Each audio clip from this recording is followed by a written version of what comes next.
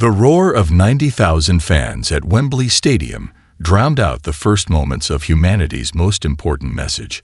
Dr. Jessica Hayes stood in NASA's Communication Center, her coffee cup frozen halfway to her lips as the alien transmission cut through every broadcasting channel on Earth. The holographic message flickered to life above her workstation, displaying a being that looked like a cross between a mantis and a jellyfish. People of Earth, the translator app rendered the alien's complex harmonics into English. The Galactic Concordat has found your species guilty of excessive territorial expansion and unauthorized technological development. You are hereby notified of our intent to commence military operations. Jessica reached for her phone to alert the president, then remembered he was at Wembley, watching Brazil and England battle it out in the World Cup finals. She tried the vice president. Voicemail. The Secretary of Defense. Also at the game. The UN Secretary General. Watching it live in New York. Should we override the World Cup broadcast? Her assistant, Mark Thompson, asked while frantically typing on his keyboard. Jessica watched as the alien continued its speech about Earth's violations of galactic law, laws they'd never been informed of in the first place. On another screen, Brazil's star forward was lining up for a penalty kick that could decide the championship. "Give it 5 more minutes," she said, finding herself oddly curious about the game's outcome. The aliens can wait until after the penalty shot.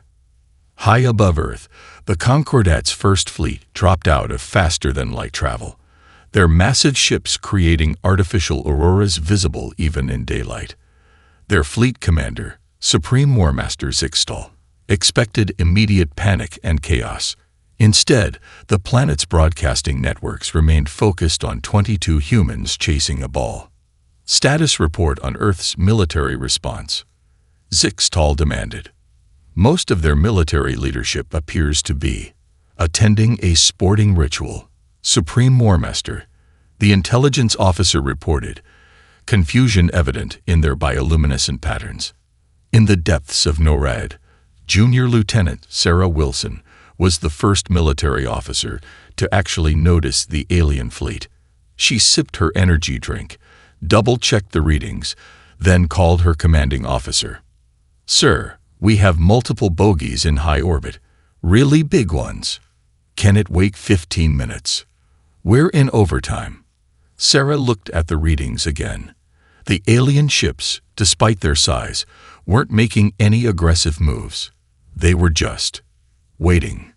"Probably, sir. They don't seem to be in a rush." Back at Wembley, the penalty shot sailed into the upper right corner of the goal. Brazil had won their 6th World Cup. The stadium erupted. Presidents, prime ministers, and generals all leaped from their seats in either joy or despair, their phones still set to silent. Dr. Hayes finally decided to push the override button, and the alien declaration replaced the World Cup celebration on screens worldwide. The crowd at Wembley booed, thinking it was technical difficulties interrupting their victory celebrations. "Oi, put the game back on," someone shouted, throwing a half-empty cup of beer at one of the big screens. It took another 20 minutes for the first world leaders to start checking their messages.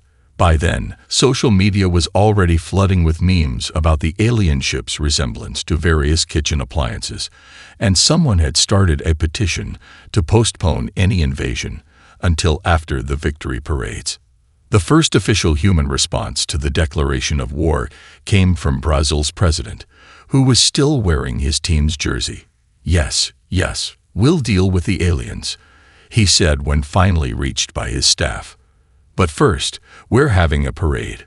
They can wait their turn." In orbit, Supreme War Master Zixtal was beginning to feel a sensation alien to their species. Uncertainty. None of the Concordat simulations had predicted this response. There should have been panic, emergency broadcasts, military mobilization. Instead, the humans were celebrating, planning parades, making images that compared the Concordat's flagship to something called a space blender. Perhaps, the intelligence officer suggested, we should have waited until after their World Cup to declare war. The Supreme War Master's tentacles writhed in frustration. This was not how first contact wars were supposed to begin. They had follow-up speeches prepared, intimidating fleet formations planned, psychological warfare protocols ready to deploy.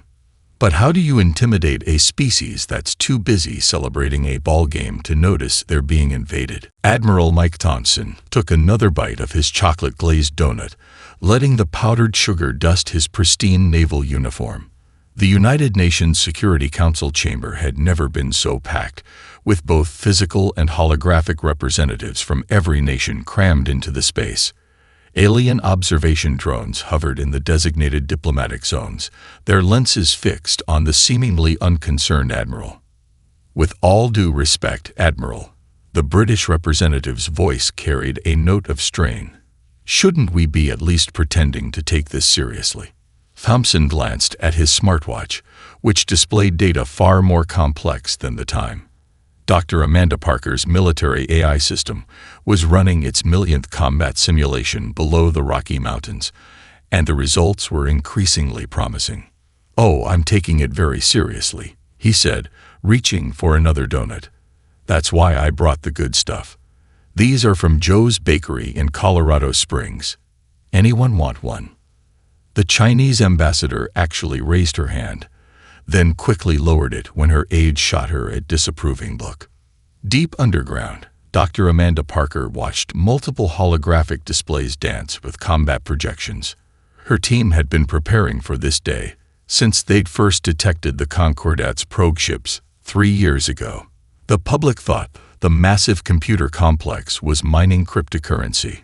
In reality, it had been learning every possible way to fight a war humanity wasn't supposed to know was coming.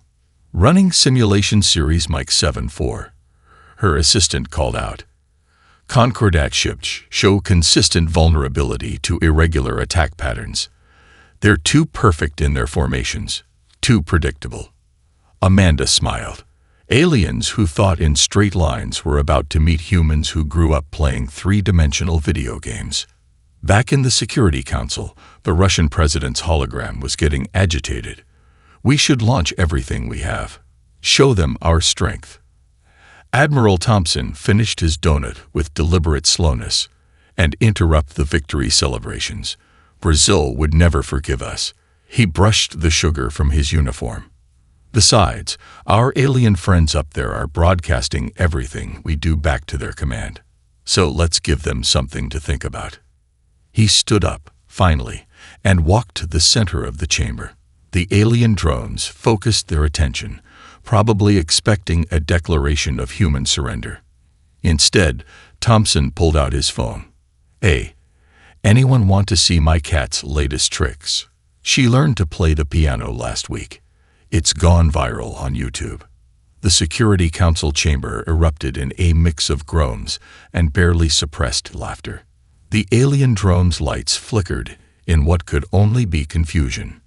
Meanwhile, in a classified facility under the New Mexico desert, General Sarah Cooper was mobilizing Earth's real response. The satellite internet constellation that everyone thought was just another billionaire's vanity project was powering up its true capabilities. Each internet satellite carried enough firepower to level a small city, all disguised as communication equipment. "Status report," she asked her command staff. "All systems show green, General.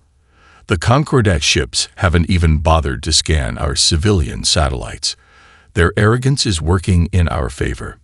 Back in New York, Admiral Thompson was now showing pictures of his grandchildren's soccer game to the increasingly bewildered UN Assembly.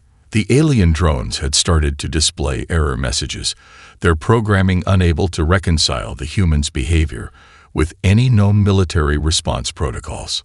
"And this is little Jimmy scoring the winning goal," Thompson said proudly. "Speaking of which, did anyone see that amazing penalty shot in the World Cup final?"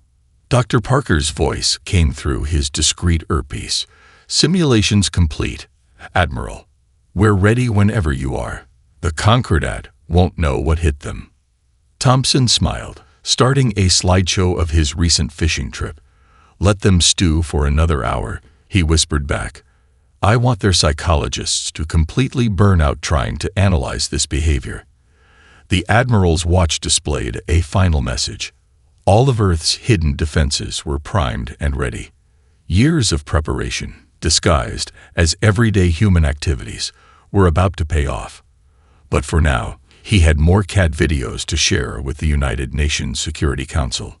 And somewhere up in orbit, Supreme War Master Zixtal was beginning to wonder if declaring war on a species that responded to threats by showing pet videos had been a terrible mistake. Colonel James Jimmy Miller leaned back in his gaming chair, a half-eaten pizza cooling on his desk, as he watched the Concordat fleet begin their attack formation.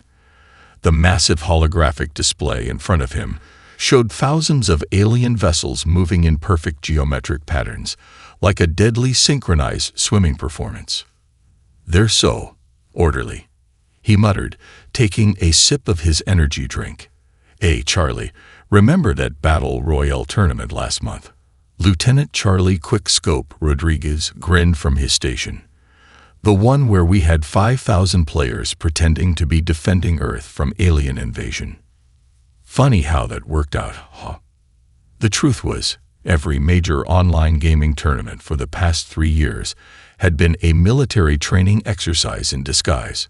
Miller's Professional Gaming League was actually the most advanced space combat training program ever created. His players weren't just gamers. They were Earth's first line of defense. Concordat fleet launching first strike, the base AI announced. Multiple projectiles detected. Miller cracked his knuckles and opened the command channel. All right, gamers. Time to go pro. Remember the STEAM achievement we were all trying to get. The one called Surprise Party. Let's make it happen. Across the globe, thousands of elite gamers logged into what they'd always been told were cloud gaming servers. In reality, they were taking control of the most advanced weapons platform ever created by human hands. The first wave of alien weapons approached Earth's orbit, expected to encounter nothing more than primitive satellite technology. Instead, they met the Weather Satellite Network. Execute program. Party poppers, Miller commanded. Thousands of supposedly civilian satellites suddenly transformed. Solar panels became energy weapons. Weather monitoring equipment revealed itself as shield technology. And those failed internet satellite launches over the past 5 years. They were now a web of automated defense platforms. Supreme War Master Zixtal watched in horror as their first strike disappeared in a display of point defense that looked suspiciously like a terrestrial fireworks show. What is the meaning of this? They demanded. Earth has no advanced space defense technology. Correction, sir, their science officer reported. It appears all their advanced technology was hiding in plain sight. Back in his command center, Miller was running the show like it was just another tournament. Blue team, flank right. Red team, set up the crossfire. And someone please take care of that battlecruiser that's camping in the corner. The alien fleet's perfect formation began to break apart as human-controlled satellites executed maneuvers that defied conventional space combat doctrine. Satellites blinked in and out of position like players in a first-person shooter, using tactics that made perfect sense to anyone who'd ever played Capture the Flag in zero gravity. Sir, a Concordat commander called out. They're using moving patterns we can't predict. It's like they're not even following basic combat protocols. That's because we're not, Miller muttered, directing a squadron of weather satellites to perform what was essentially a medieval pincer movement in space. We're following speedrun strats. Dr. Amanda Parker's voice came through on the private channel. The AI analysis shows they're still trying to apply traditional space combat algorithms. They haven't figured out that we're treating this like a giant video game. Miller watched as his teams executed a perfect spawn camp maneuver around the alien fleet's designated rally point. Well, when you spend your whole military history fighting in straight lines, you're not ready for someone who learned strategy from battle royale games. The Concordat fleet's formations continued to crumble as Earth's hidden defenses ran circles around them, using tactics that seemed to break every rule of space combat. Satellites performed maneuvers based on speedrunning techniques. Point defense systems created patterns that looked like combo moves from fighting games. "Sir," Charlie called out, "they're sending a message. They want to know where we got such advanced military training." Miller finished his energy drink and reached for another slice of pizza. "Tell them to check our Twitch stream. We've been broadcasting our training sessions live for years. They just thought we were playing games." In orbit, Supreme War Masters Dixtal watched their perfect military formation dissolve into chaos, outmaneuvered by a species that had apparently learned space combat from entertainment programs. The final insult: the humans had just started playing something called boss music over all communication channels. Lieutenant Emily Rodriguez stared at her workstation in the Pentagon's new Cultural Warfare Division, surrounded by screens displaying everything from classic action movies to viral cat videos. After 3 years running social media for the world's biggest fast food chain, she never expected her meme-making skills would be crucial to Earth's defense. "Ma'am," her assistant called out, "the first package of Die Hard has been successfully transmitted to the Concordat's communication networks." Emily nodded, taking a sip from her rainbow unicorn frappuccino. "Good. Now, let's show them why you never mess with Earth during Christmas time." Operation Thunderclap wasn't just a battle plan. It was the galaxy's biggest content drop. While the space battle raged on, Emily's team had infiltrated the alien entertainment networks with what they called historical documents of Earth's greatest warriors. "Status report on Bruce Willis's impact," she asked, pulling up the analytics dashboard. 3 alien species have already added yippee-ki-yay to their official languages, the cultural analysis officer reported. "And we're getting reports of young Concordat officers trying to replicate the Nakatomi Plaza scenario in their combat training." In the Concordat's Central Command, Supreme War Master Zixtal was facing an unprecedented crisis. Their troops were becoming obsessed with Earth's entertainment. Several destroyer crews had renamed their ships after something called the Millennium Falcon, and the entire Third Fleet was demanding pizza time. "Sir," a distressed communications officer reported, "the humans have just released something called Top Gun into our networks. Flight Academy applications have tripled in the last hour." Emily's team wasn't just broadcasting movies. They were launching a full-scale mimetic assault. Cat videos were proving to be unexpectedly effective weapons of mass distraction. 3 alien battle groups had already requested temporary ceasefires because they couldn't stop watching compilations of kittens knocking things off tables. "Launch the next phase," Emily commanded, pulling up the file labeled Operation Couch Potato. "It's time to show them why Netflix was our secret superweapon all along." Across the Concordat fleet, alien crews were suddenly exposed to the concept of binge-watching. Entire battleships fell silent as their crews discovered Season 1 of Stranger Things. Combat readiness dropped to historic lows as warriors debated fan theories instead of battle strategies. Lieutenant Rodriguez, Admiral Thompson's voice came through on the secure channel. The enemy's 6th Fleet just requested a timeout. Apparently, they're 4 episodes into Breaking Bad and can't bear to miss the season final. Emily smiled, pulling up her master plan. "Just wait until they discover K-pop and Marvel movies. Speaking of which, launch the Thor Ragnarok package. Let's see how they handle the God of Thunder."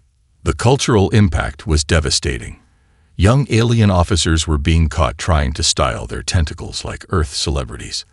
The Concordat's strict military dress code was under siege as troops demanded to wear what they called casual Fridays. "Mom," her assistant called out urgently, "we may have a situation. Someone just introduced the aliens to social media." Emily's eyes widened. Already?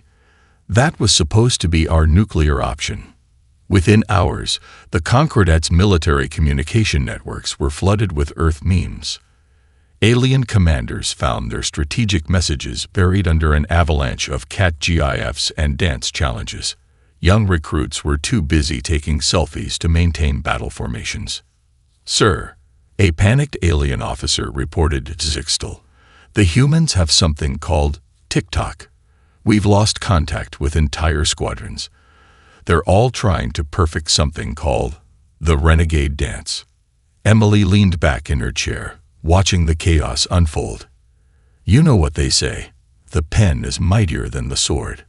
But a well-timed meme. That's the real weapon of mass disruption. The final blow came when someone leaked the entire collection of The Office to the Concordats' high command. Strategic planning sessions devolved into debates about whether the alien species was more like Dwight or Angela. "Lieutenant," Admiral Thompson called again, "the enemy's morale is collapsing. Their troops are too entertained to fight." Emily nodded, already preparing the next phase. "Time to launch Operation Bingeworthy. Let's show them why we call it a streaming war." Kevin "Big Mac" McCarthy adjusted his red and gold uniform, now modified with diplomatic insignias, as he surveyed his latest creation on neutral space station Gamma. Earth's kitchen glowed in neon above the restaurant's entrance, complete with a rotating hologram of a classic American cheeseburger. "Remember, people," he addressed his staff, all former fast food workers now classified as strategic intelligence officers. "Every order comes with a side of information gathering. And don't forget to ask if they want to supersize." The restaurant's grand opening had been advertised as a peace gesture. In reality, it was the most sophisticated intelligence operation ever disguised as a drive-through. The secret ingredient: good old-fashioned sugar, salt, and an extensive customer loyalty program. "Sir," his assistant manager and former CIA analyst, Jenny Williams, called out, "the first alien diplomats are arriving." The restaurant's first customer was a high-ranking Concordat intelligence officer, their tentacles waving uncertainly as they approached the counter. "We detect no weapons or surveillance equipment," they announced, having scanned the premises. Kevin smiled his best customer service smile. "Of course not. We're just a simple restaurant. Would you like to try our special Earth combo? It comes with a free collectible cup." The intelligence officer had no way of knowing that the free cup contained sensors analyzing their species' biological responses to various flavor combinations, or that the customer satisfaction survey was actually a detailed psychological profile generator. Within hours, the restaurant was packed. Alien diplomats and spies from every major species crowded the tables, all convinced they were gathering vital intelligence on human culture. Instead, they were the ones being studied. "Sir," Jenny whispered, checking the data streams hidden in the point-of-sale system, "the Zorblaxians are particularly susceptible to caffeine, and the Quantum Collective can't stop eating French fries." Kevin nodded, watching as a group of alien warriors tried to figure out how to eat a double cheeseburger with their various appendages. Add extra coffee options to the menu, and double the salt content on the fries for the quantum tables. The restaurant's loyalty program, Stars of Earth, was his masterstroke. Aliens were fighting over points that could be redeemed for exclusive Earth merchandise, each item carefully designed to gather more intelligence. "Status report on the Happy Meal initiative," he asked while preparing a special sauce that would make certain species literally addicted to human fast food. Jenny pulled up the analytics. "The toy collectibles are working better than expected. 3 different species have started black markets for the limited edition Space Marine action figures." In the Concordat High Command, Alarms were starting to ring. Reports showed that military officers were making unauthorized trips to neutral space station Gamma, returning with bags of something called chicken nuggets and displaying concerning levels of joy. "Sir," a junior officer burst into Supreme War Master Zixel's chamber, "we have a crisis.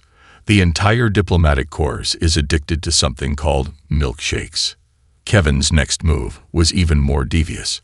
He introduced limited-time offerings, special menu items that would disappear forever after a short period. The psychological impact was devastating. Alien species that had existed for millennia were developing Fumo over McRib-style sandwiches. The beauty of it, he explained to Admiral Thompson during their encrypted weekly brief, is that they think they're studying us by eating our food.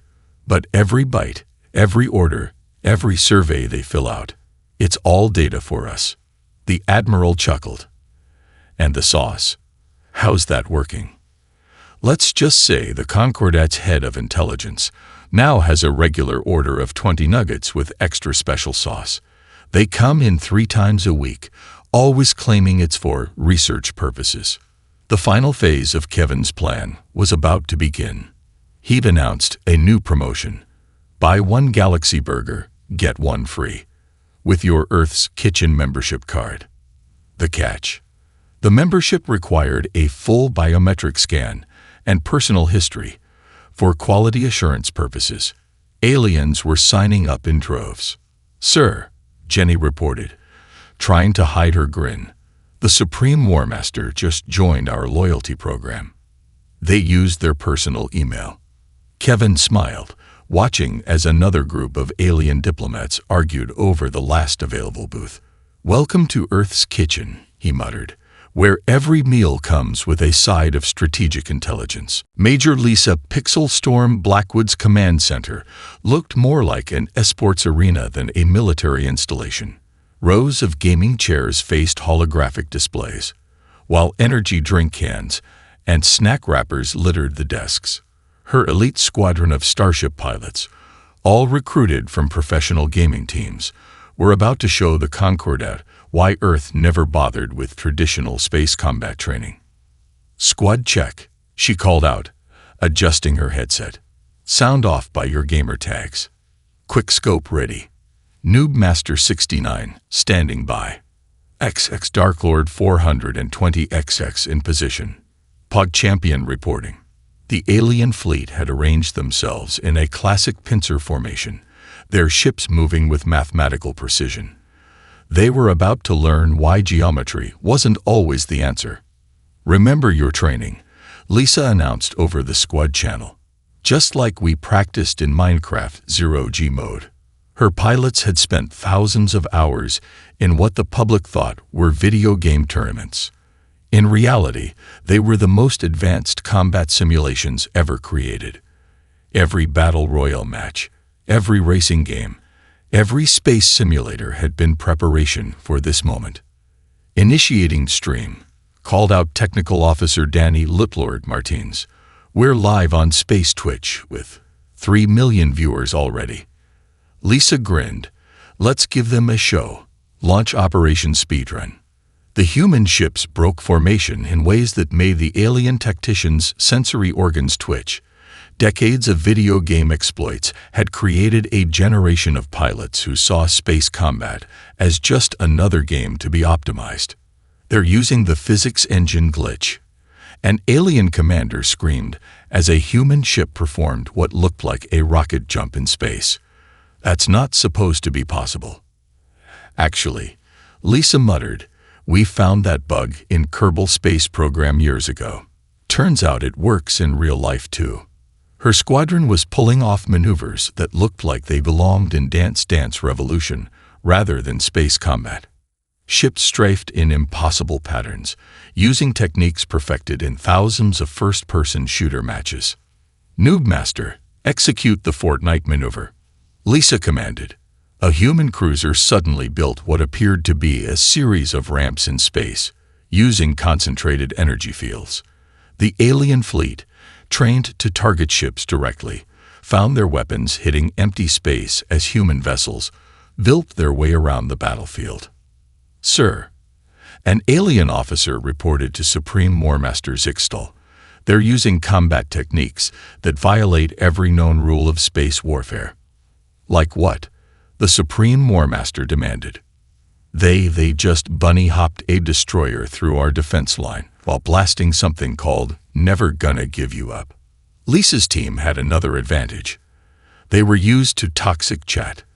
The alien psychological warfare attempts bounced off a generation, raised on Xbox Live messages. "You call that trash talk?" PogChampion laughed as he barrel-rolled his ship through an alien formation. "My brother says worse things when I beat him at Mario Kart." The stream chat was going wild. Humans, and now even some aliens, were spamming emotes and PogChamps as Earth's forces turned space combat into the galaxy's most popular entertainment channel. "Executing pro gamer move," Quickscope announced, before using a technique that looked suspiciously like a wave dash from Super Smash Bros.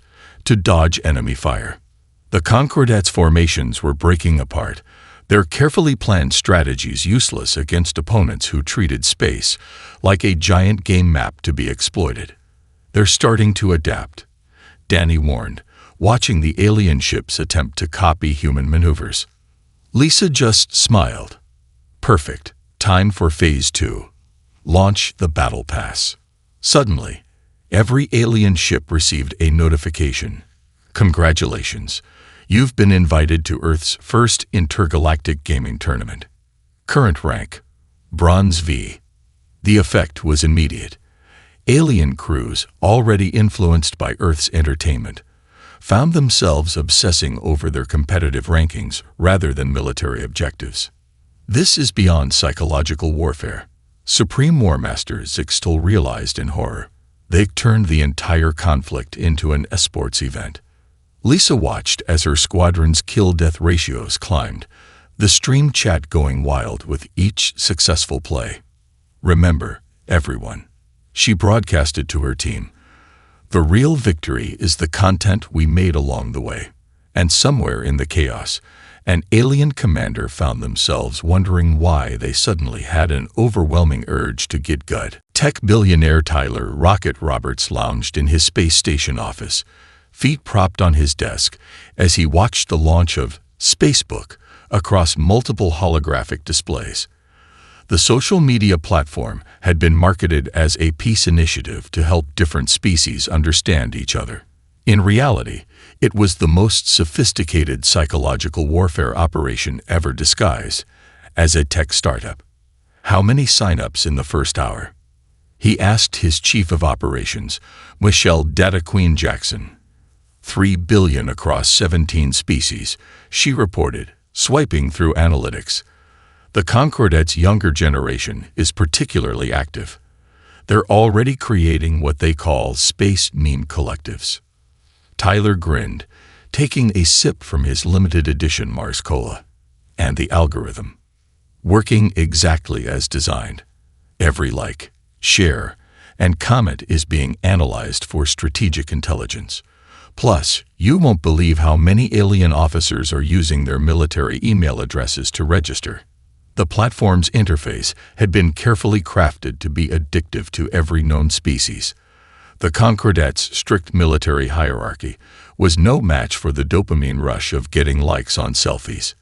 "Sir," a junior analyst called out, "the Supreme Warmaster just posted their first story. It's a photo of their breakfast from Earth's kitchen, with the caption feeling cute, might delete later." In the Concordat's fleet, discipline was crumbling faster than a cookie in hot coffee. Young officers were more concerned with their follower count than their battle stations. The carefully maintained formation of their ships now resembled a disorganized flash mob, as crews tried to position themselves for the best space selfie angles. "Launch the influencer program," Tyler commanded, watching the chaos unfold with satisfaction.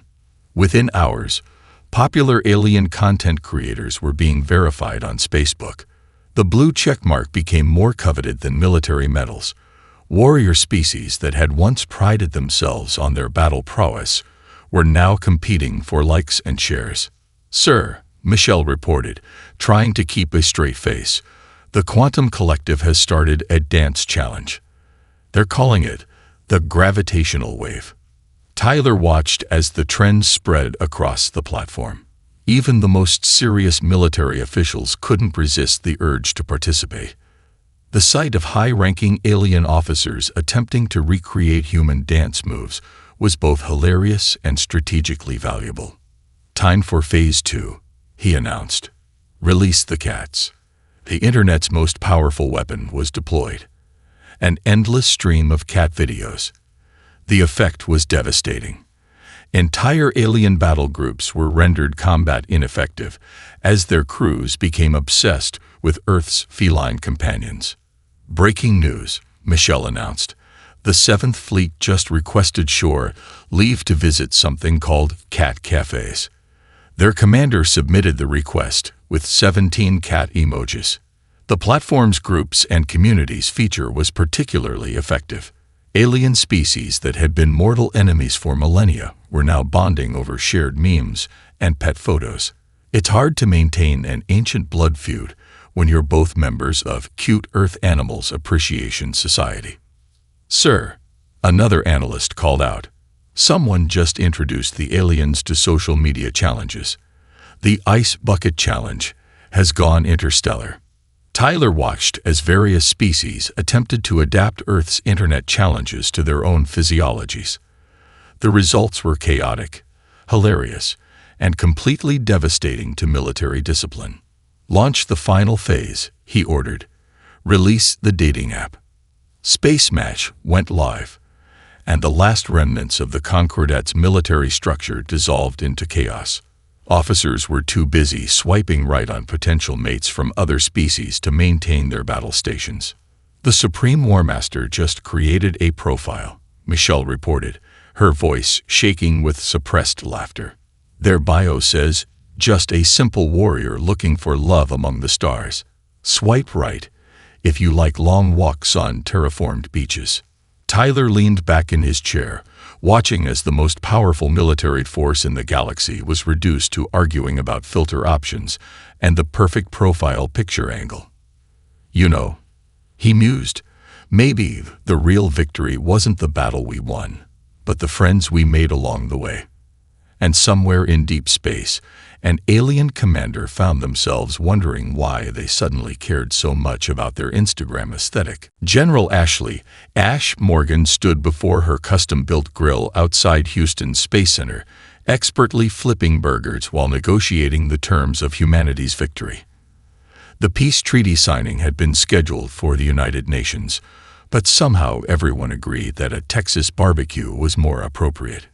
"So let me get this straight," Supreme War Master Zixful said, their tentacles wrapped around a cold beer. "You had advanced defense systems the whole time." "Yep," Ash replied, adding another perfect grill mark to a burger. "Would you like cheese on yours?" The secret is using real American cheddar. The scene around them was surreal. Alien diplomats mingled with human officials, many wearing "I survived the Earth War, and all I got was this t-shirt" merchandise. A group of young Concordat officers were teaching human teenagers their traditional war dances, which now incorporated elements of the Macarena. But the gaming tournaments, the fast food, the social media? Zixtal pressed, taking another sip of their beer through a specially designed straw. "All part of the plan," Admiral Thompson interjected, walking up with a plate of potato salad. "Though I'll admit, we didn't expect your troops to become quite so obsessed with cat videos." On the main screen of the Space Center, Emily Rodriguez's latest viral video was playing. A compilation of alien ships performing synchronized dance moves to stay alive. It had already reached 10 billion views across 17 star systems. Speaking of which, Kevin McCarthy called out from his mobile Earth's kitchen stand, "Your monthly premium membership is up for renewal. Supreme War Master, would you like to supersize your peace treaty package?" The treaty itself was being drafted on Facebook, with public comments and reactions from across the galaxy. The most liked suggestion was to make Taco Tuesday a universal holiday. "There's just one thing I don't understand," Zixtel said, accepting a perfectly grilled burger. "Why didn't you ever take the war seriously?" Major Lisa Blackwood looked up from her gaming setup, where she was teaching alien cadets the finer points of rocket jumping. "Who says we didn't? We just have a different definition of serious." Tyler Roberts, now streaming the peace negotiations live to his billions of intergalactic followers, chimed in. "Sometimes, the best way to win a war is to make everyone too entertained to fight it." The final terms of peace were simple. Earth would join the Galactic Concordat, but with special provisions. Humanity would handle the entertainment division, fast food operations, and social media networks. The World Cup would remain strictly human, though aliens were welcome to join the fantasy football leagues. "And the memes?" An alien ambassador asked anxiously. "We get to keep those, right?" "Of course," Ash assured them, starting another batch of her famous brisket. "Cultural exchange is a two-way street, though we really need to talk about your species' obsession with dancing Baby Yoda videos." The party, because that's what the peace signing had become, continued well into the night. Alien warships, once poised to attack Earth, now served as massive screens for an intergalactic movie night. The feature film, Independence Day, which the aliens found hilariously inaccurate, but entertaining. "You know what the funny thing is," Admiral Thompson said to Zixtal as they watched a group of mixed species attempting the electric slide. "If you'd just asked to join our Netflix party instead of declaring war, we could have skipped right to this part." The Supreme Warmaster, now sporting a Visit Earth cap and a Houston Astros jersey, nodded thoughtfully. "Perhaps that will be my next post. Top 10 things I learned from invading Earth. Number 1. Never start a war with a species that turns everything into content." As the celebrations continued, a small gray cat wandered through the crowd, receiving pets and treats from humans and aliens alike. The video of it playing with Zixtal's tentacles would later become the most liked post in galactic history. By the way, Ash called out to the gathering, "Who's up for a post-war gaming tournament? Winner gets to name the first joint human-alien space station." The response was unanimous and enthusiastic. After all, what better way to cement universal peace than with a good old-fashioned lay-in party? And so the Great Galactic War ended not with a bang, but with a barbecue, a viral video, and a gaming tournament. Some said it wasn't a proper way to conclude an intergalactic conflict, but as General Morgan always said, victory tastes better with good BBQ sauce.